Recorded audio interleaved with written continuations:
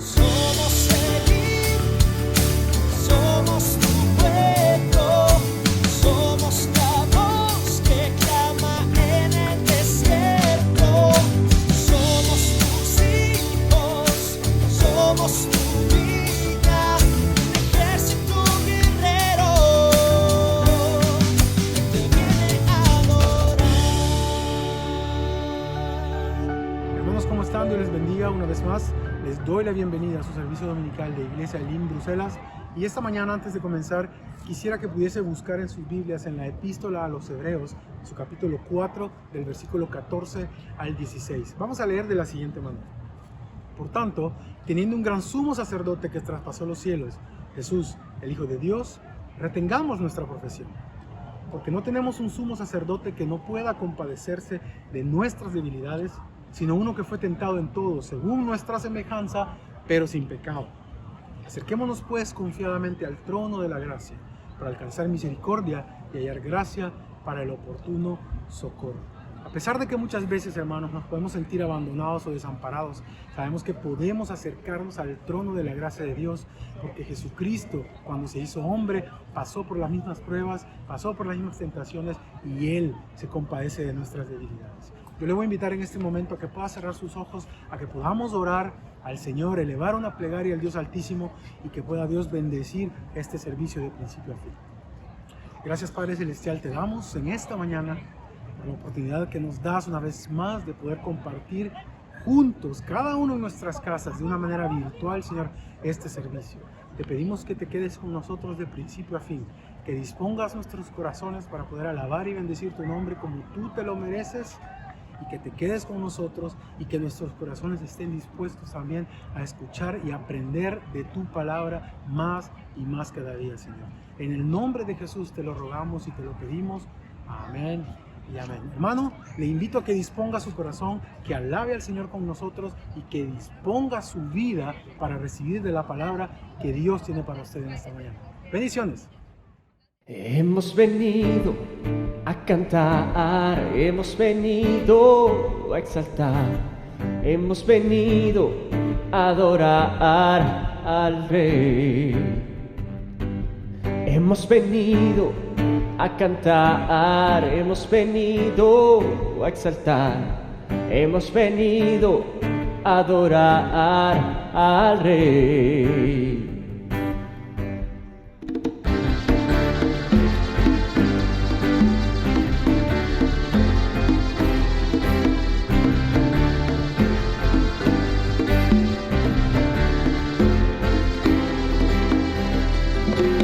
Hemos venido a cantar, hemos venido a exaltar, hemos venido a adorar al Rey. Hemos venido a cantar, hemos venido a exaltar, hemos venido a adorar al Rey. Hoy traemos alabanzas a ti, nos gozamos ante ti. Mereces toda la gloria, mereces todo el honor, mereces toda la alabanza, mi Señor.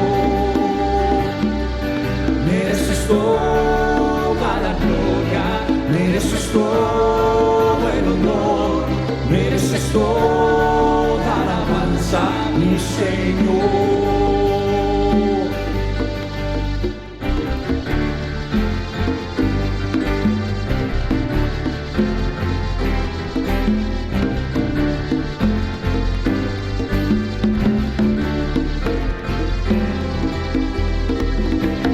Hemos venido a cantar, hemos venido a exaltar, hemos venido a adorar al Rey. Hemos venido a cantar, hemos venido a exaltar, hemos venido a adorar al Rey. Hoy traemos alabanzas a ti, nos gozamos ante ti. toda la gloria, mereces todo el honor, mereces toda la alabanza, mi Señor. Mereces toda la gloria, mereces todo el honor, mereces toda la alabanza, mi Señor. Mereces toda la gloria, mereces todo el honor, mereces toda la alabanza, mi Señor.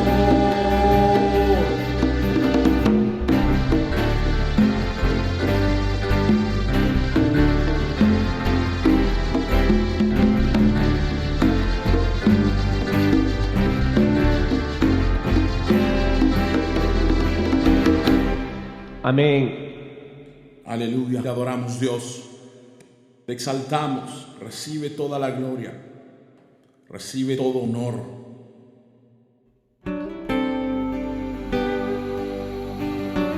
Recibe la adoración que hoy le damos. Te alabamos, Dios.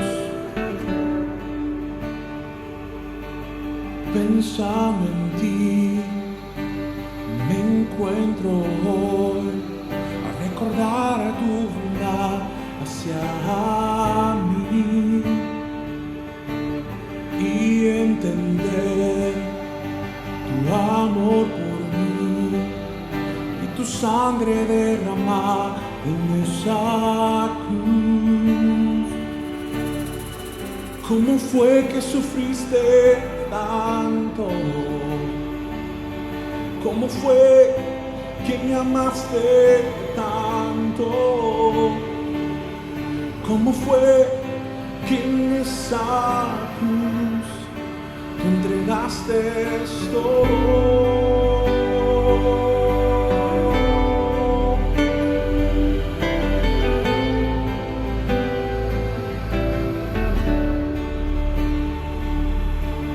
Pensando en ti, me encuentro hoy al recordar tu bondad hacia mí y entender tu amor por mí y tu sangre derramada en esa cruz. ¿Cómo fue que sufriste tanto? ¿Cómo fue que me amaste tanto? ¿Cómo fue que en esa cruz me entregaste todo? Fue por amor por mí, fue por amor por mí, fue por amor que tú entregaste todo por mí.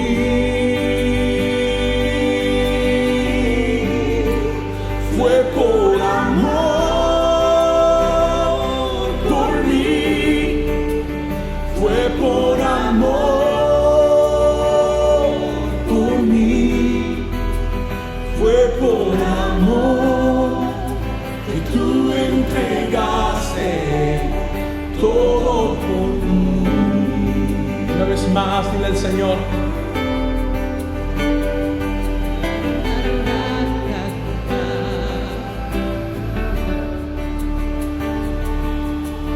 Pensando en ti, me encuentro hoy a recordar tu bondad hacia mí y entender tu amor por mí, tu sangre derramada en esa cruz.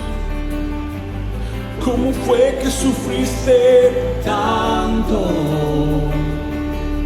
¿Cómo fue que me amaste tanto? ¿Cómo fue que en esa cruz me entregaste entregaste todo. Fue por amor por mí, fue por amor por mí, fue por amor que tú entregaste todo por mí.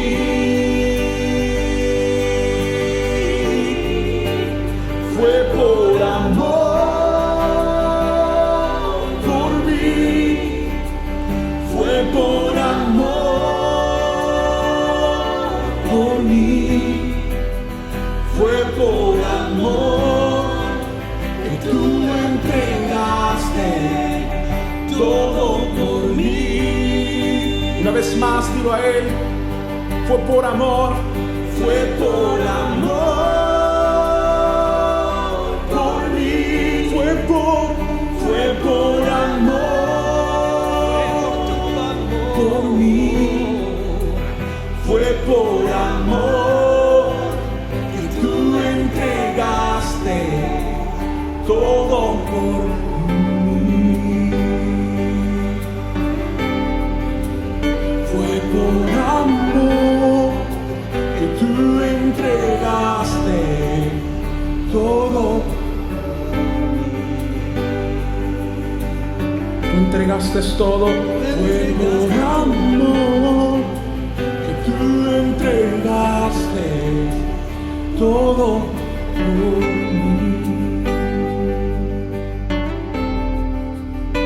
Tú entregaste todo. Tú entregaste todo en esa cruz por mí.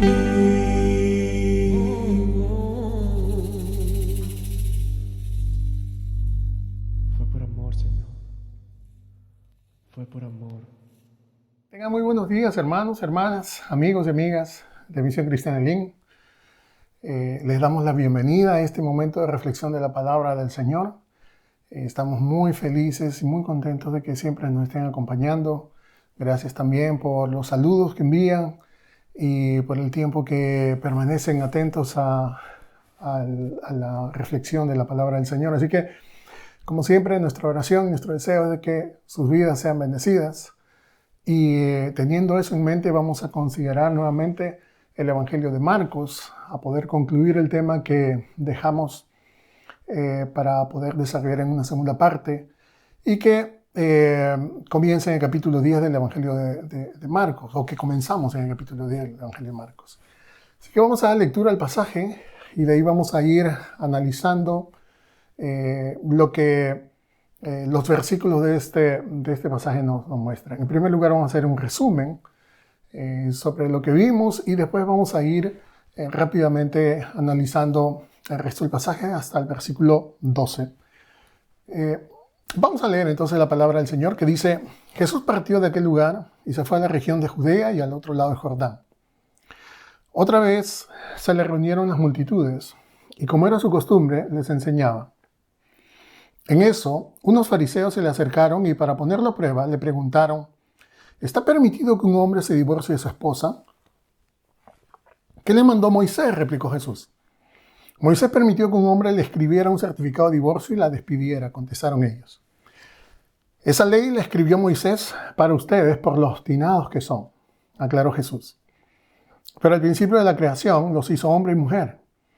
Por eso dejará el hombre a su padre y a su madre y se unirá a su esposa y los dos llegarán a ser un solo cuerpo. Así que ya no son dos, sino uno solo. Por tanto, lo que Dios ha unido, que no lo separe el hombre. Vueltos a casa, los discípulos preguntaron a Jesús sobre este asunto.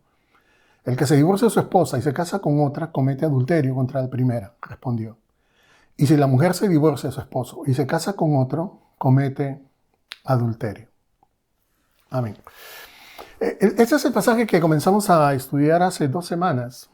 Y como dije, es un pasaje muy importante porque es una verdad bíblica que deberíamos de considerar, sino también por la grave situación en la cual se encuentra miles de matrimonios en la actualidad. Todos sabemos que el matrimonio no es no es un problema solamente social, es prácticamente ya una pandemia a millones y millones de personas que se van divorciando. De acuerdo a los estudios, en los 50 últimos años, el crecimiento de la tasa de divorcios en casi todos los países del mundo ha crecido de manera alarmante. Vivimos en una época en la cual uno de cada 3 matrimonios termina por divorciarse, y estoy hablando a escala global, no estoy hablando solamente de acá Europa, o estoy hablando acerca de Latinoamérica o de Asia, estoy hablando a nivel global. Y esta estadística está haciendo que la gente tenga una visión diferente de lo que es el matrimonio. ¿Por qué? Porque el matrimonio cada vez genera más rechazo entre las personas que en algún momento están pensando unir sus vidas, sobre todo las nuevas generaciones. Y eso ha dado lugar a que hayan nuevas opciones de relaciones que ellos puedan tener, ¿cierto? Hablamos de modelos de pareja y convivencia más flexibles que ellos desean tener, no comprometerse con el matrimonio, porque probablemente vienen de hogares que han sido afectados por esta tragedia del divorcio y no quieren repetir las mismas cosas.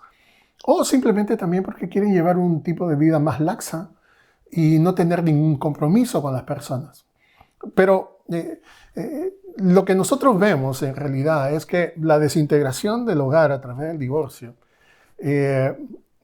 nos da una clara muestra de lo que realmente es nuestra sociedad. Y lo que nosotros estamos viendo en nuestra sociedad es básicamente el reflejo de lo que sucede en nuestros hogares. Algo está mal en nuestras vidas, algo está mal en nuestras relaciones personales, en nuestras relaciones familiares, que de alguna manera no lo sabemos y que deberíamos nosotros de considerar realmente lo que la palabra de Dios nos enseña. En este caso sobre el matrimonio, ¿cierto? El problema es de que encontramos a personas, a hombres que no saben actuar como hombres, no saben ser buenos esposos, no saben ser buenos padres. Encontramos a mujeres que no saben actuar como buenas madres, como buenas esposas. Los hijos de padres divorciados son más propensos a cometer el mismo error, a poder repetir esa experiencia, porque crecen influenciados por un tipo de comportamiento que debilita el compromiso y que la capacidad de relacionarse interpersonalmente. Entonces, que son dos cosas que son muy importantes para el matrimonio, ¿cierto? Entonces, algo está precipitando una ruptura tan enorme que nos obliga a mirar ese problema con seriedad en nuestros días, y es por eso que nosotros lo vamos a hacer, o lo estamos haciendo a través de la palabra de Dios. Ahora, haciendo un resumen de lo que mencionamos la última vez, vemos cómo el versículo 1, Marcos nos dice que Jesús parte del lugar donde él se encontraba y se va a la región de Judea, al otro lado de Jordán, y estando ahí se reúne una multitud de personas, y como era la costumbre, el Señor comienza a enseñarle. En el versículo 2 nosotros vimos cómo dentro de la multitud que se había reunido se encontraba un grupo de fariseos, y Marcos tiene mucho cuidado en poder señalar cuál es la razón por la cual ellos estaban ahí. En realidad a los fariseos no les importaba ni las enseñanzas que daba Jesús, no les importaba lo más mínimo la persona de Jesús. Lo que ellos buscaban era realmente encontrar algo con lo cual pudieran acusar a Jesús de blasfemia o de ir en contra de las leyes romanas o judías para poder sentenciarlo a muerte, o, como lo dije, también para poder encarcelarlo. Dice el pasaje en el versículo 2 que ellos vinieron para ponerle a prueba. Y para ponerlo a prueba tocan uno de los temas más controversiales que había en ese tiempo, y era el tema del divorcio. Ahora, en la época de Jesús, lo mencioné, el divorcio era muy común. Ahora bien, sabemos por el capítulo 19 del Evangelio de Mateo que la pregunta que los fariseos hicieron no solamente consideraba el divorcio, sino que también vemos cómo ellos plantean el divorcio teniendo en cuenta como causal o como base para divorciarse cualquier razón. Versículo 3 del Evangelio de Mateo, capítulo 19, dice, ¿está permitido que un hombre se divorcie de su esposa por cualquier motivo? En realidad, lo que nosotros vemos en este pasaje de Mateo es una extensión de esa pregunta. Por razones que no se pueden, o que no son muy claras, no podemos decir por qué es que Marcos obvia el poder decir lo que Mateo menciona. Puede ser por el hecho de que realmente cuando él recibe, porque sabemos que Mateo fue un testigo ocular de lo que Jesús estaba diciendo, lo que Jesús enseñaba, lo que Jesús hacía, mientras que Marcos recibió la información de su evangelio por parte, según la tradición de Pedro. Entonces es muy probable que Pedro obvió el decir estas palabras, pero vemos el relato de Mateo que completa el escenario que realmente se está llevando a cabo en este momento. Entonces, de acuerdo a Mateo, capítulo 19, versículo 3, la pregunta no solamente era sobre el divorcio, sino era el divorcio por cualquier razón. Ahora, la mayoría de los judíos, incluidos los fariseos, consideraban que el divorcio era algo que no se veía tan mal, ¿cierto? Es más, ellos lo consideraban como una obligación que tenía el hombre en caso de encontrar algo que no le gustara de su esposa. Ahora, la pregunta de Mateo sobre si no es lícito divorciarse, la pregunta que Marcos plantea acerca de que no es lícito divorciarse, si no es lícito divorciarse, Mateo la presenta teniendo en cuenta el contexto social, lo que ocurría, qué es lo que realmente los judíos consideraban. ¿Por qué menciono esto? Porque en realidad los fariseos estaban tomando un pasaje del Antiguo Testamento y lo estaban malinterpretando y lo estaban aplicando mal. El pasaje en cuestión es el pasaje del libro de Deuteronomio, el capítulo 24, versículo 1 al 4, que yo creo que lo leímos la última vez. Pero en ese pasaje nosotros vemos cómo Dios simplemente prohíbe que un hombre se vuelva a casar con una mujer, de la cual se había divorciado anteriormente. O sea que si realmente analizamos cuidadosamente ese pasaje, nos da nos revela, nos da a conocer que esa era la intención, ¿cierto? Es más, lo que nosotros vemos es de que el divorcio, de acuerdo a ese pasaje de Deuteronomio 24, no era una obligación que Dios había impuesto. O sea, Dios no está sugiriendo, Dios no está dando, o mencionando que realmente así tuviera que ser. Lo único que Dios está haciendo es básicamente regular la situación que se había dado en medio del pueblo de Israel por la influencia de las naciones que lo rodeaban. Entonces, ellos sabían de que realmente tenían que considerar el matrimonio de una manera diferente. Ahora, Dios hubiera preferido que los israelitas no se divorciaran, pero como de una u otra forma ellos lo iban a hacer, entonces esa es la manera en que Dios regulaba que la mujer fuera tratada no como un objeto que uno podía tomar y dejar cuando quisiera, sino que realmente se le considerara y se le respetara, ¿cierto? Ahora, Jesús sabe muy bien que la nación de Israel está dividida en cuanto a la interpretación de ese pasaje de Deuteronomio capítulo 24. En el tiempo de Jesús, mencionamos que la división que existía se encontraba por la manera como dos rabinos o dos maestros de la ley muy conocidos y muy importantes interpretaban ese pasaje de Deuteronomio 24. Mencionamos de que uno de ellos se llamaba Shemei y otro se llamaba Hillel, el rabino Shemei y el rabino Hillel. Ahora, el rabino Shemei representaba la interpretación de ese pasaje más estricta. Y el rabino Hillel representaba la interpretación de ese pasaje de Deuteronomio 24 como una interpretación más liberal, más flexible.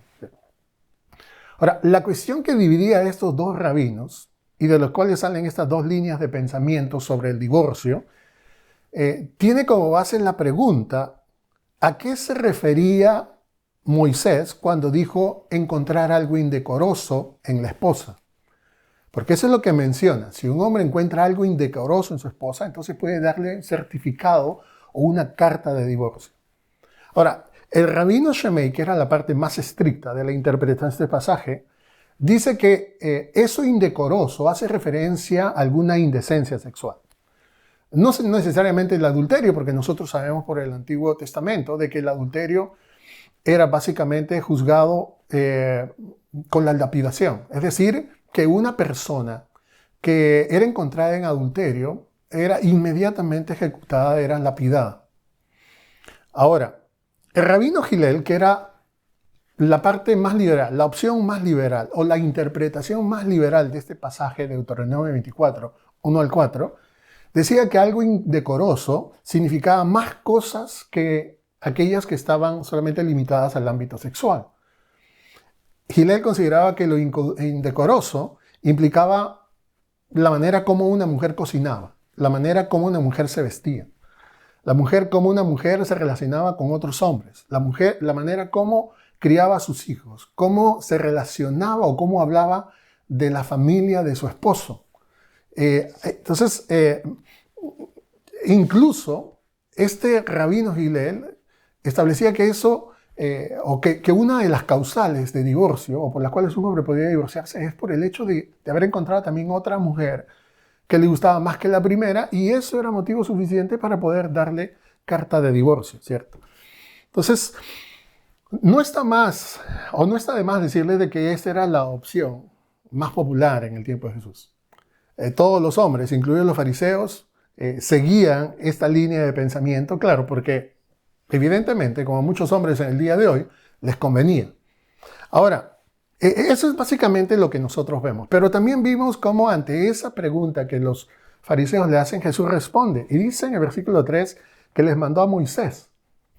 Dice, ¿qué les mandó Moisés? Y ellos respondieron, Moisés permitió que un hombre le escribiera un certificado de divorcio y la despidiera. Y Jesús le dice, esa ley la escribió Moisés por ustedes, por los obstinados que son.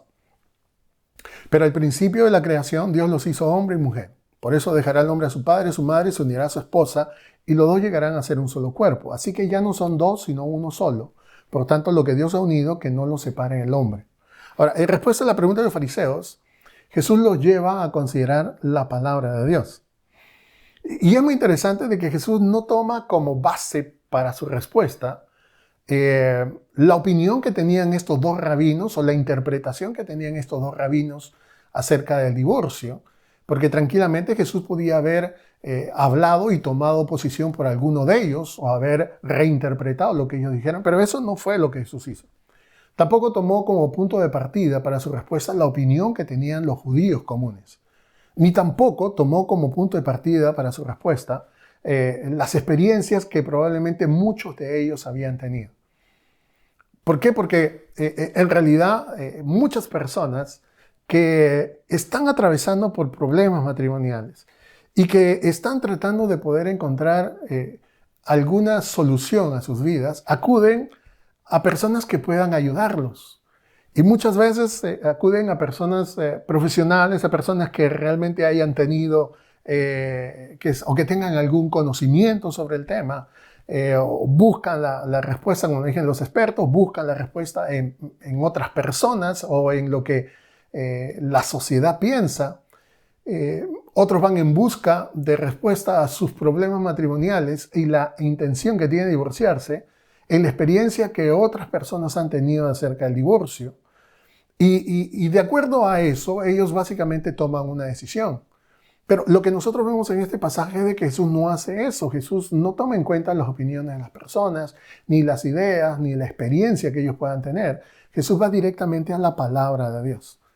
O sea que lo que Jesús básicamente les está diciendo es de que la opinión de los hombres no es tan importante como la opinión que Dios tiene al respecto. Y es por eso que Jesús los lleva a considerar la palabra, la Biblia. Ahora, el objetivo del Señor era darles la razón por qué Moisés permitió el divorcio. Y les dice de que esa ley la escribió Moisés por ustedes, o para ustedes, por los obstinados que eran, o que son. Como lo mencionó anteriormente, en otras versiones de la Biblia, ese pasaje se traduce como que esa ley fue dada por Moisés por la dureza de sus corazones. Es decir, que Moisés tuvo que legislar el divorcio, no porque fuera el ideal de Dios para los problemas que pudieran tener las personas en el matrimonio, sino más bien tuvo que legislar de esa manera porque los corazones de los hombres y de las mujeres es duro por naturaleza. Entonces, ante esa dureza de corazones van a tomar decisiones que van a causar mayores daños, y es por eso que Dios, en su voluntad permisiva, Él da esa posibilidad, ¿cierto?, de que realmente esto pueda ocurrir. Entonces, Jesús está señalando claramente de que podía ocurrir un divorcio, pero que esto solamente era muestra de que el problema real en el matrimonio era la dureza del corazón. Entonces, en el momento que Moisés da las leyes relativas al matrimonio, legisló sobre este tema. ¿Por qué? Porque lo que Moisés quiere básicamente es dar a conocer cuál es el verdadero problema. De acuerdo a lo que Pablo ya nos ha dicho en el libro de Romanos, la ley solamente tiene el objetivo de mostrarnos cuál es el pecado, en qué estamos fallando. Y cuando Moisés legisla de esta manera sobre el divorcio, lo que él está haciendo es dar a conocer cuál es el problema. Ellos no lo habían visto de esta manera, pero en este momento Jesús les dice, el problema es la dureza de sus corazones. Si Moisés ha hecho lo que ha hecho y ha legislado de esa manera, es porque realmente ustedes tienen corazones duros. Ustedes no dan lugar al arrepentimiento, no dan lugar al perdón, no saben cómo son los problemas. Entonces, para evitar males mayores, es por eso que se ha tomado esa medida. Eso es básicamente lo que Jesús le está diciendo. Pero no solamente Jesús se detiene ahí, sino que ahora nos pasa a mostrar un asunto mucho más profundo e importante. Hasta aquí nos habíamos quedado la última vez, pero en los versículos 6 al 9 nosotros vemos cómo Jesús pone, como se dice, el dedo en la llaga, ¿cierto?, de la razón por la cual los matrimonios fracasan, por la dureza del corazón, pero también nos muestra de que realmente hay otras razones por las cuales los hombres y las mujeres no deberían de divorciarse. Y Jesús dice, versículos 6 al 9, pero al principio de la creación Dios los hizo hombre y mujer. Por eso dejará el hombre a su padre y a su madre y se unirá a su esposa, y los dos llegarán a ser un solo cuerpo, así que ya no son dos, sino uno solo. Por lo tanto, lo que Dios ha unido, que no lo separe el hombre. Yo no sé si recuerdan estas palabras, pero todos aquellos que en algún momento nos hemos casado, son palabras que hemos escuchado el día de nuestra boda.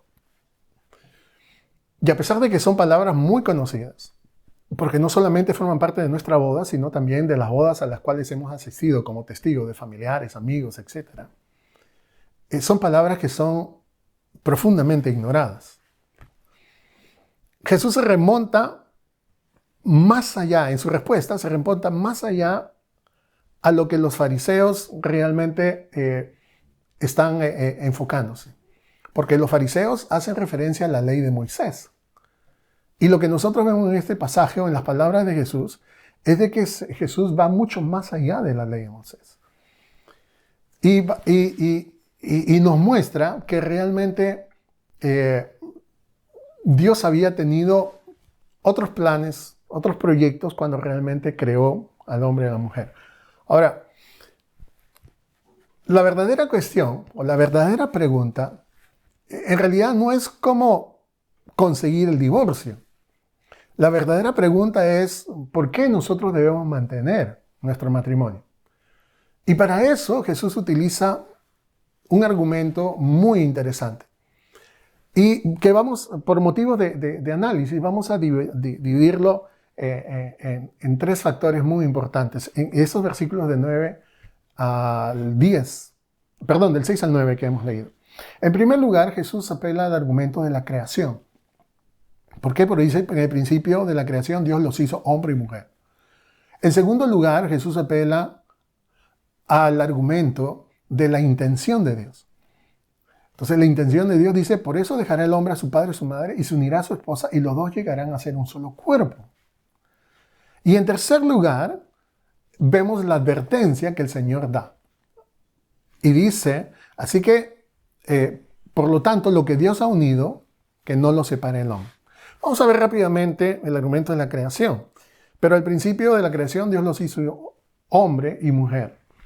Y lo que nosotros vemos claramente acá, y no se necesita ser un experto en teología o un profundo estudioso de la Biblia para poder ver que realmente Dios creó al hombre y a la mujer como dos sexos completamente distintos y diferentes, ¿cierto?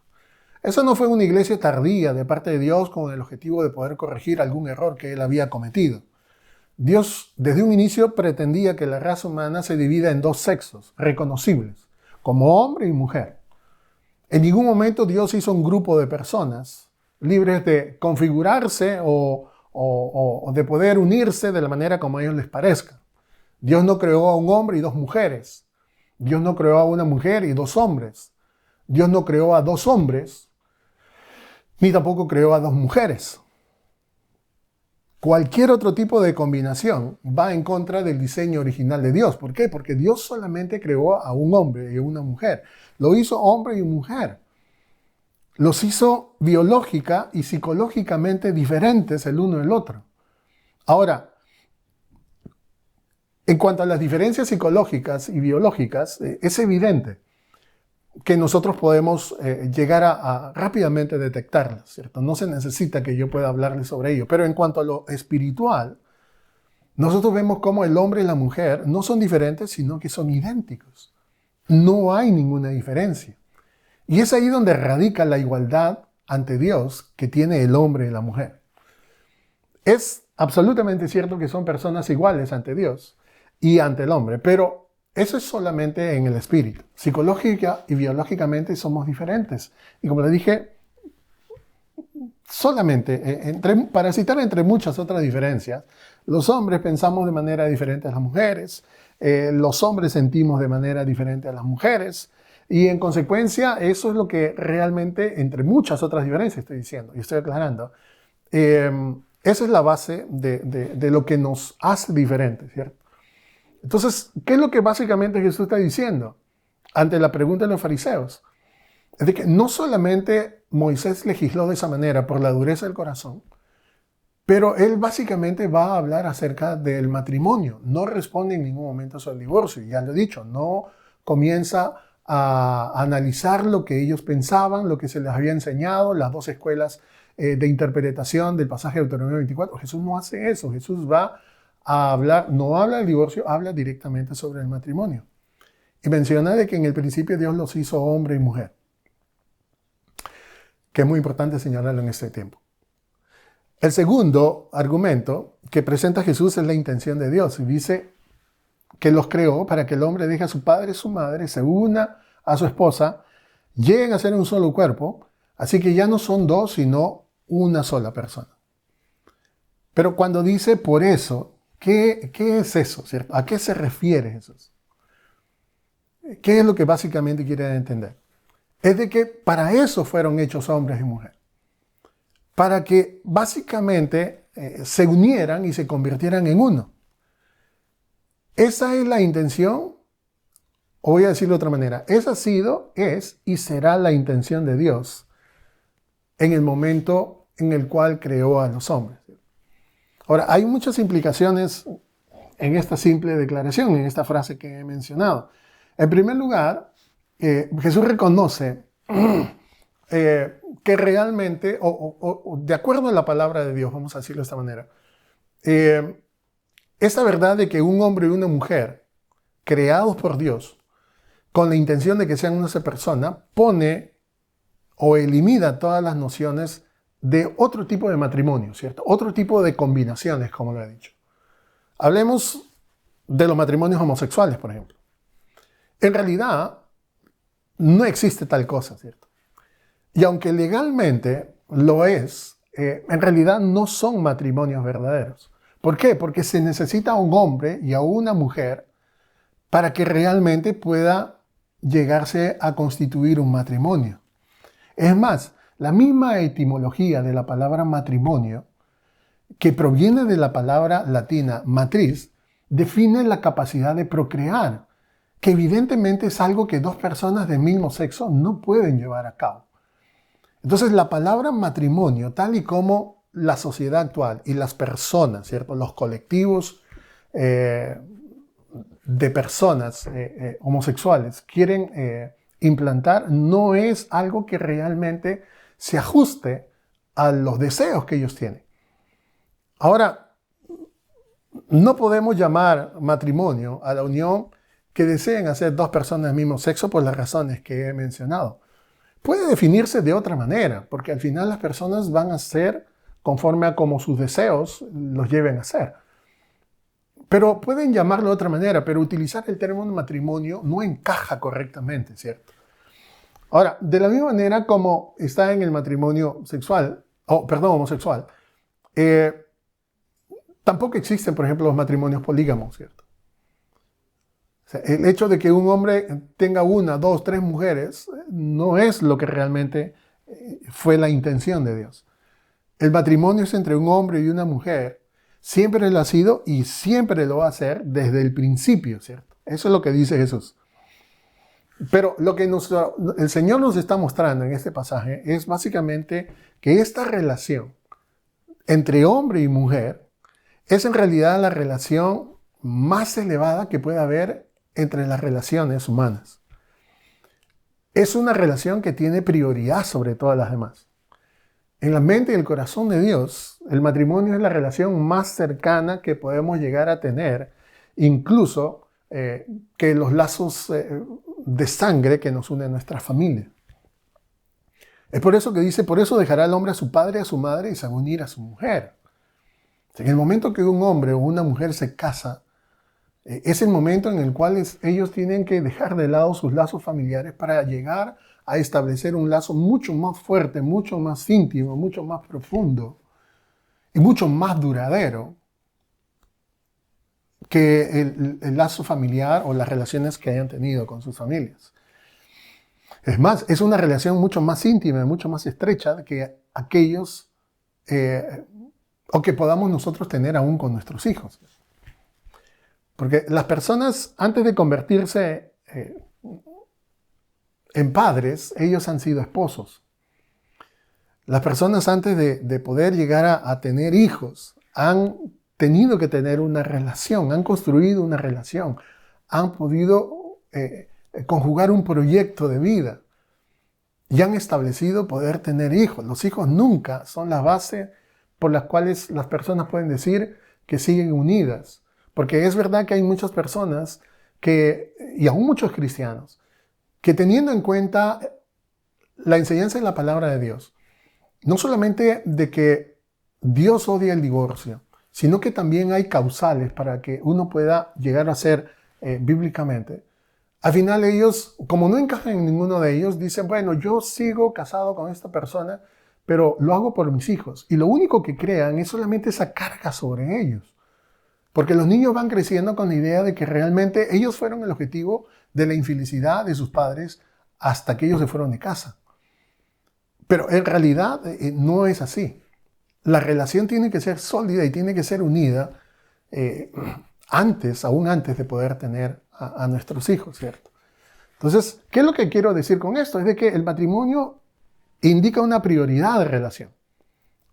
Un hombre tiene un tipo de relación y de intimidad con su esposa y una mujer con su esposo que la que nunca van a tener con sus hijos.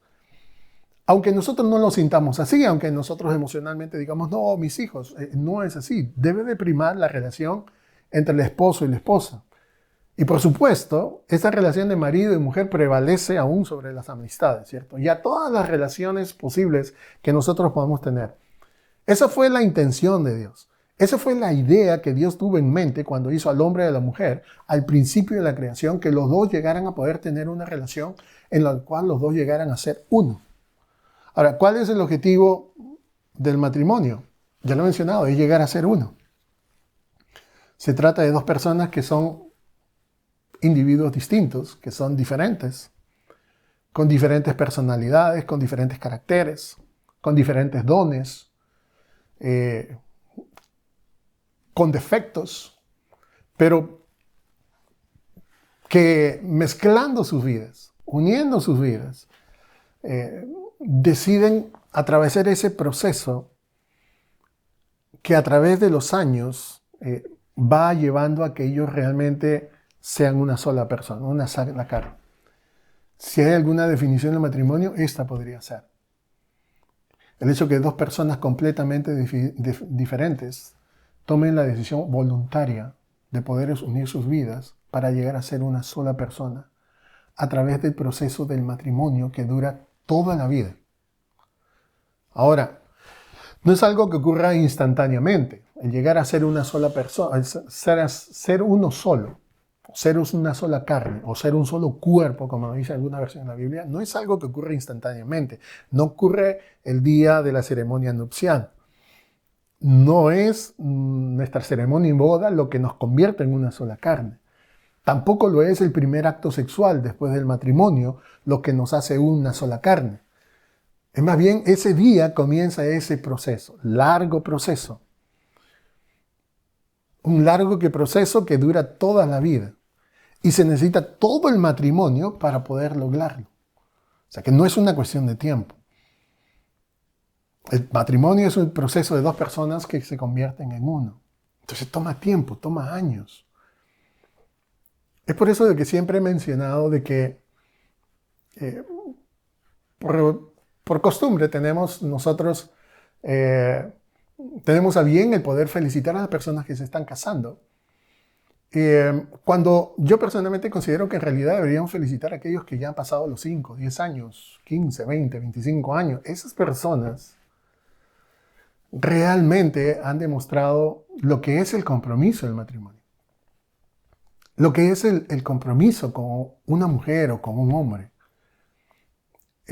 Uno puede tranquilamente felicitar por la decisión que han tomado, pero vamos a ver con el tiempo cómo realmente ese matrimonio se va consolidando, cómo ese hombre y esa mujer, después de ese día de la ceremonia nupcial, van uniéndose y van formando un solo cuerpo, como es la intención de Dios.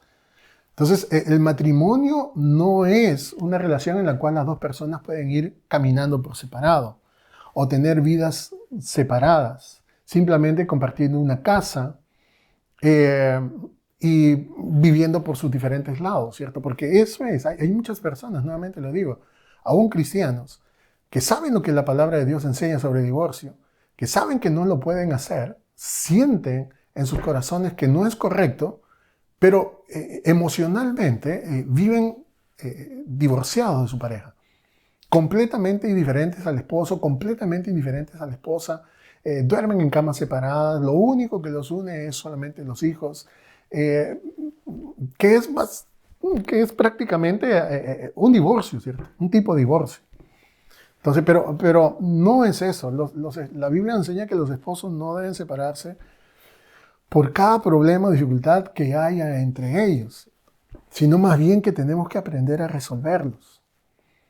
No debemos separarnos, debemos elegir estar juntos para el resto de nuestras vidas, porque ese es el compromiso que nosotros hemos adquirido.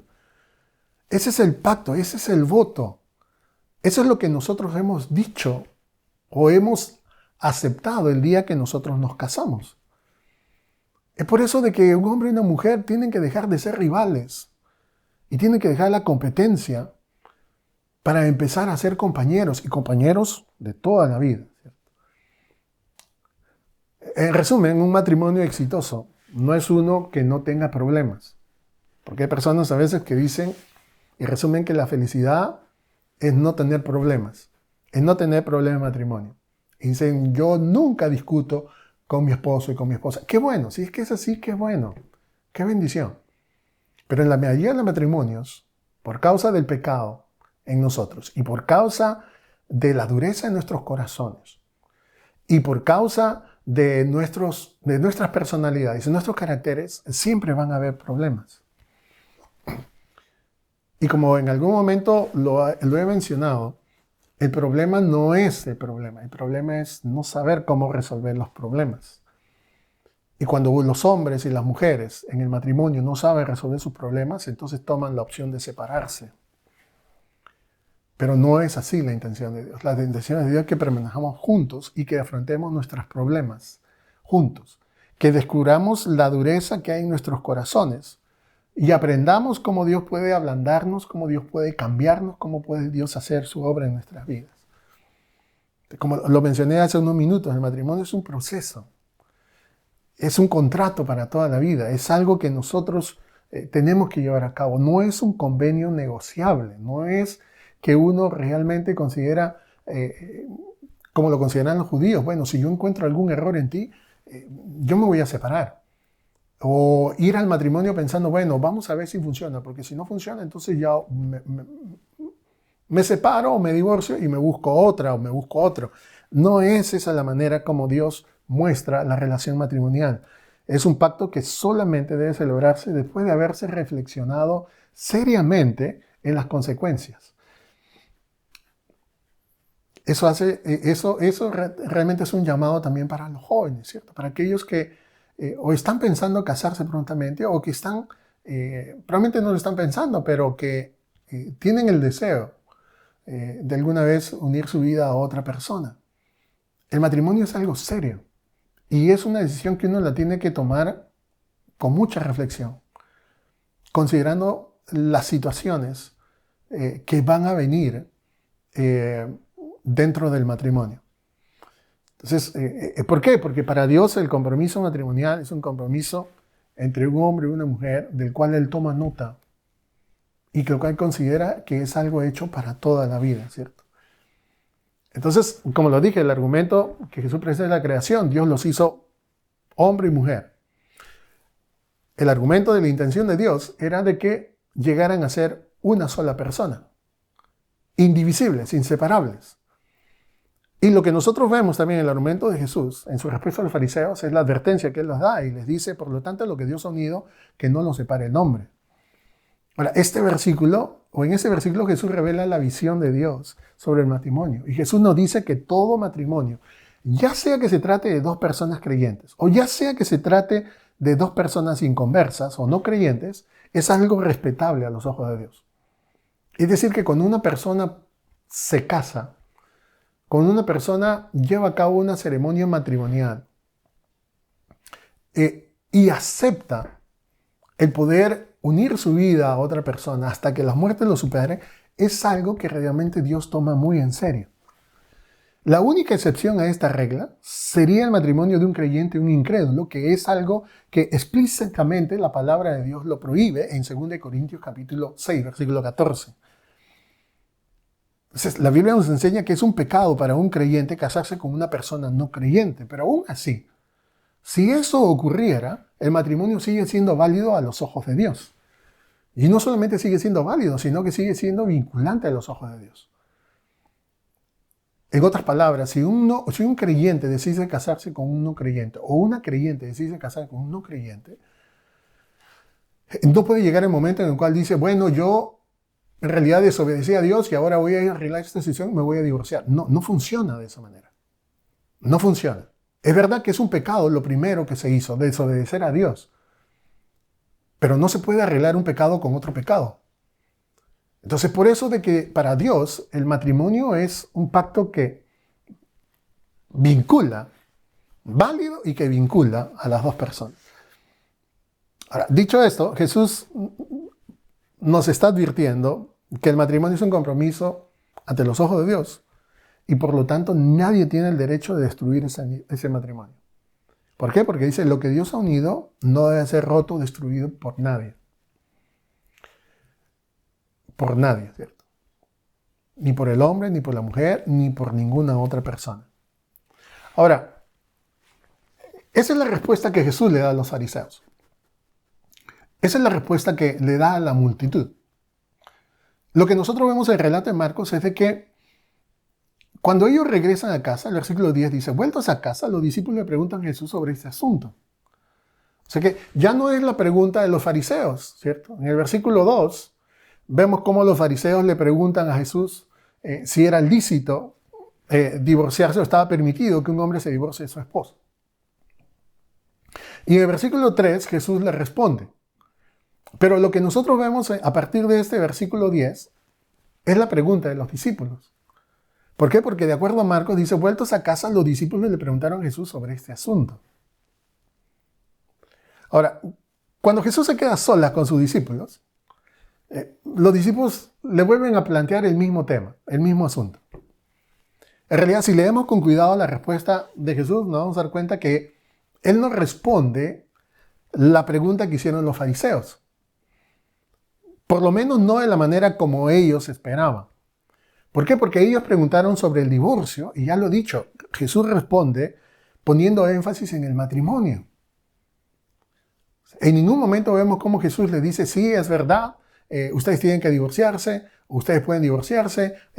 Jesús no toca, no dice. No, ustedes han escuchado que sus maestros le han enseñado esto, pero Jesús no toca. Jesús hace referencia solamente al hecho de que eso fue legislado de esa manera por Moisés. O sea, lo lleva la palabra de Dios a Moisés y le dice que eso fue legislado de esa manera por la dureza del corazón.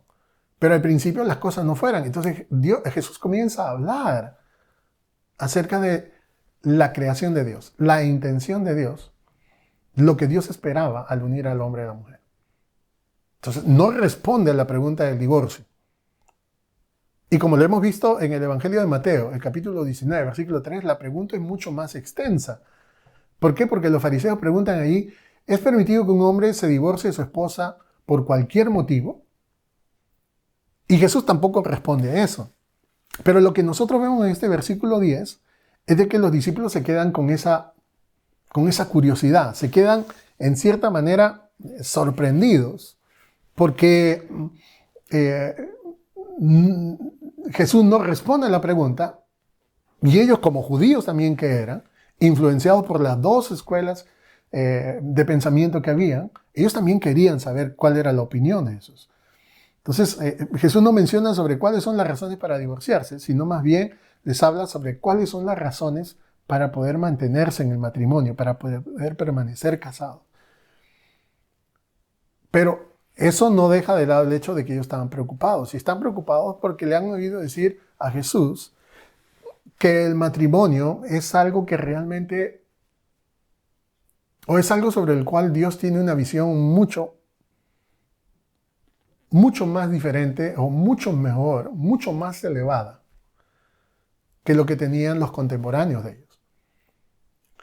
La enseñanza que Jesús les está dando es superior a la enseñanza que ellos habían recibido de sus maestros, de sus familias, de la tradición, las prácticas, las costumbres que había. Jesús está poniendo el matrimonio en un lugar mucho más elevado. Ahora, es verdad que para ellos, como judíos, se les había enseñado que si no estaban satisfechos en sus matrimonios, entonces podrían divorciarse. No había ningún problema. Pero ahora están oyendo a Jesús decir que a pesar de que Moisés permitiera o legislara el divorcio, la intención de Dios nunca fue esa, desde el momento en que creó al hombre y la mujer. Y por eso, como dije, va a los argumentos que hemos mencionado. Ahora, en los versículos 11 y 12, Jesús hace una declaración directa sobre el divorcio. Pero regresemos nuevamente a la pregunta inicial. Porque los fariseos le preguntan, ¿es lícito que un hombre se divorcie de su esposa por cualquier motivo? Jesús no responde a esa pregunta del divorcio, más bien habla sobre el matrimonio y la intención de Dios en el matrimonio. Pero los discípulos ellos quieren saber la respuesta. Ahora, la respuesta es no, porque Jesús dice, el que se divorcia de su esposa y se casa con otra, comete adulterio contra la primera. Y no solamente eso, sino en el versículo 12, y si la mujer se divorcia de su esposo y se casa con otro, comete adulterio. Aquí hay un detalle muy interesante, porque yo recuerdo que la última vez que analizamos este pasaje hablamos acerca de que el divorcio era considerado algo o como un derecho de los hombres solamente. Pero en ese momento Jesús está diciendo, el que divorcia de su esposa, o sea, del hombre que se divorcia con su esposa y se casa con otra mujer, comete adulterio contra la primera. Y aquí en el versículo 12 incluye a la mujer y dice, y si la mujer se divorcia de su esposo y se casa con otro, comete adulterio.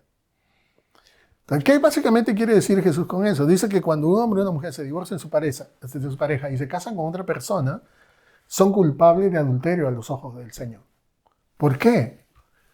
Porque Dios considera el matrimonio, el primer matrimonio, como un compromiso que el hombre y la mujer tienen que respetar.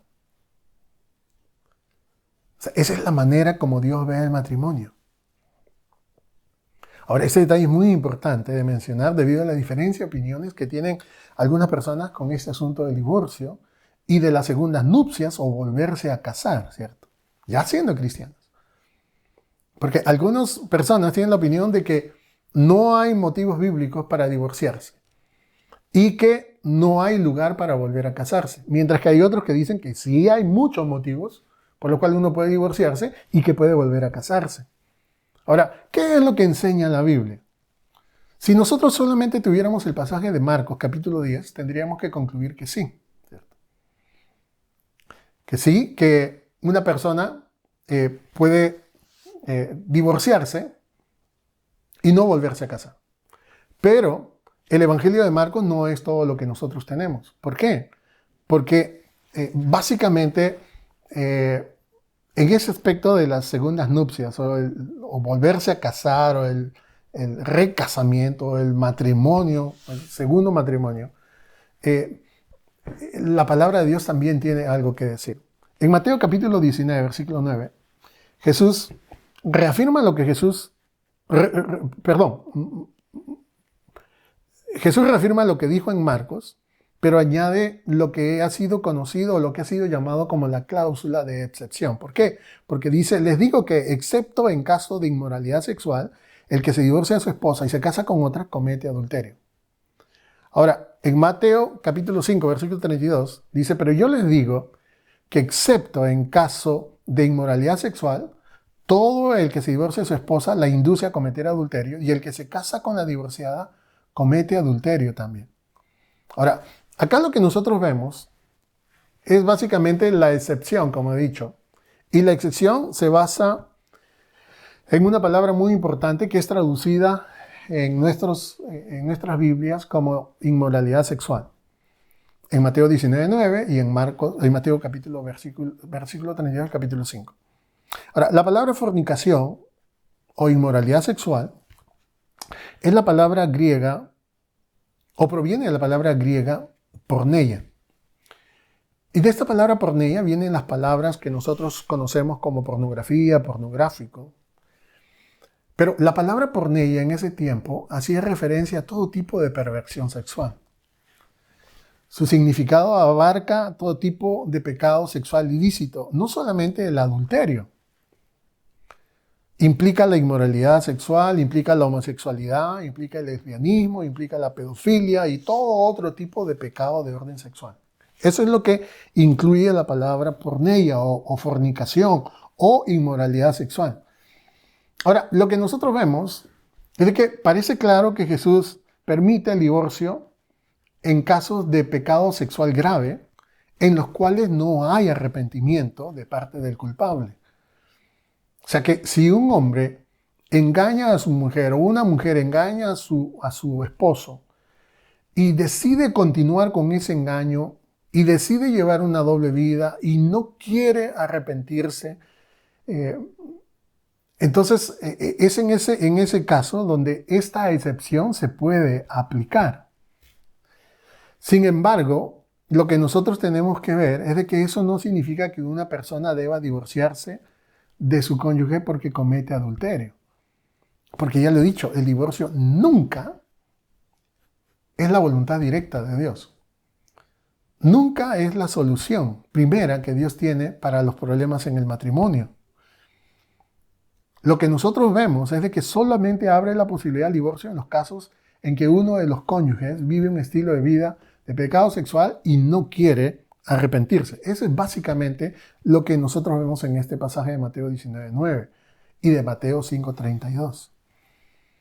El divorcio, incluso en este tipo de situaciones extremas, como la inmoralidad sexual o el adulterio o lo que usted pueda considerar, debe de ser siempre el último recurso. La reconciliación, el arrepentimiento y la restauración deben de ser lo primero, porque eso es lo que realmente Dios espera, ¿cierto?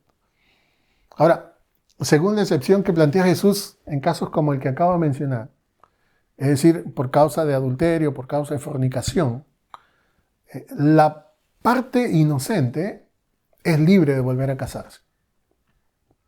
Es lo que nosotros vemos. ¿Por qué? Porque el adulterio rompe el pacto que ha habido entre un hombre y una mujer.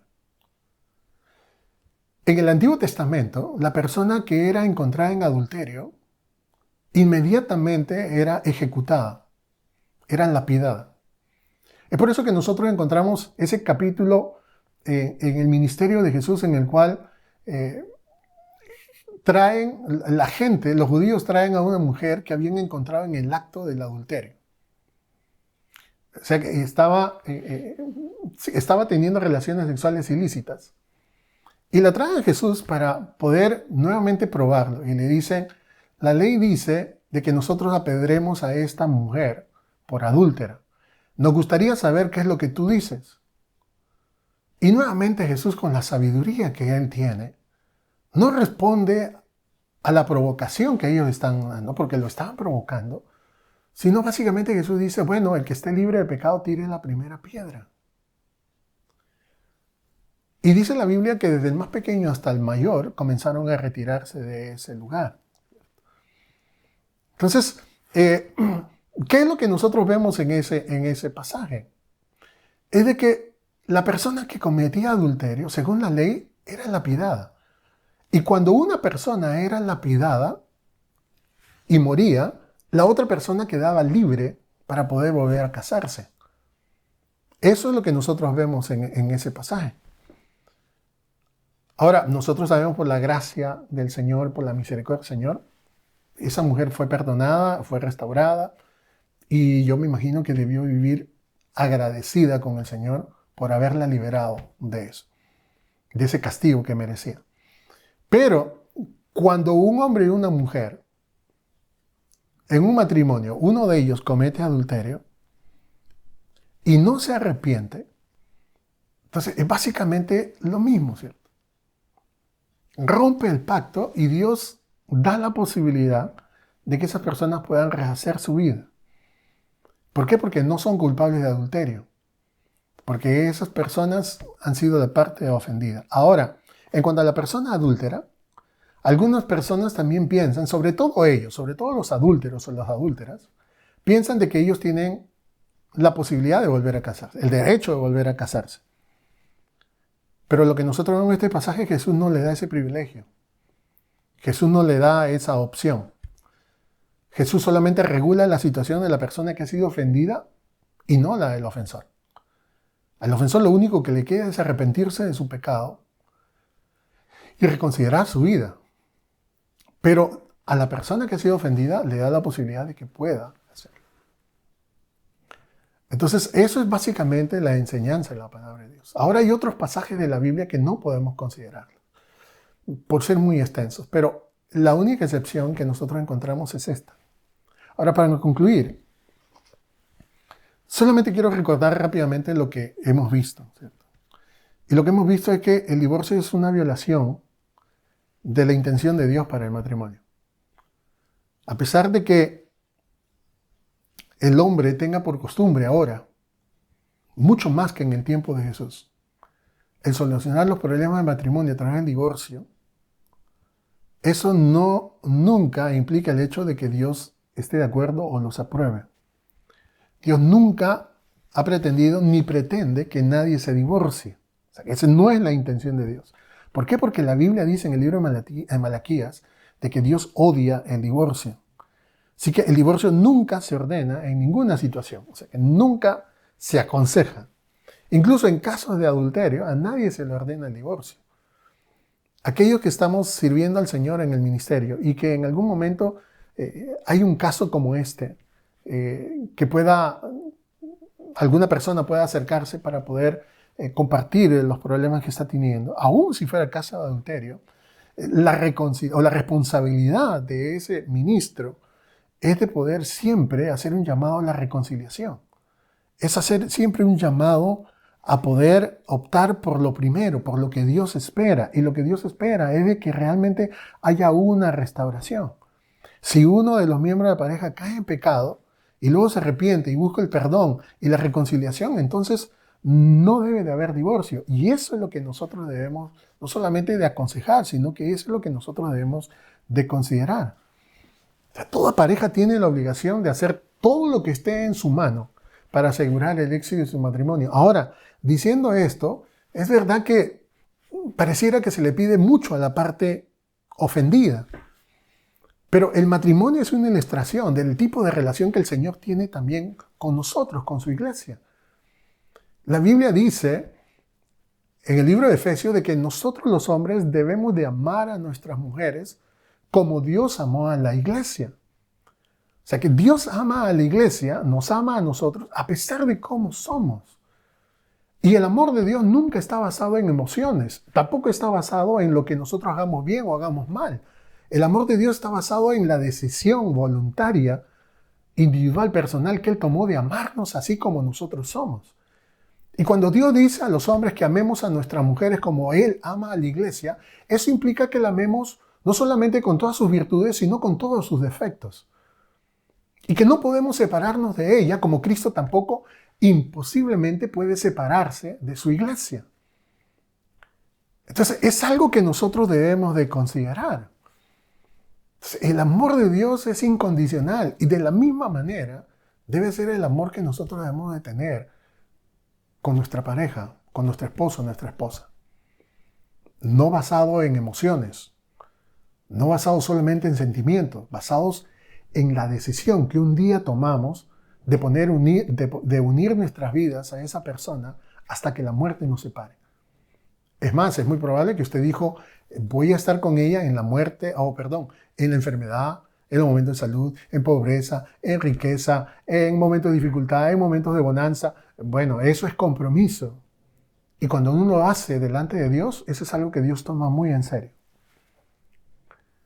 Entonces, ¿qué es lo que se debe hacer cuando hay problemas? Debemos de perdonar y con la ayuda de Dios y a través de su gracia, el matrimonio puede salvarse, ¿cierto? Hay miles de personas que han vivido una experiencia como esta.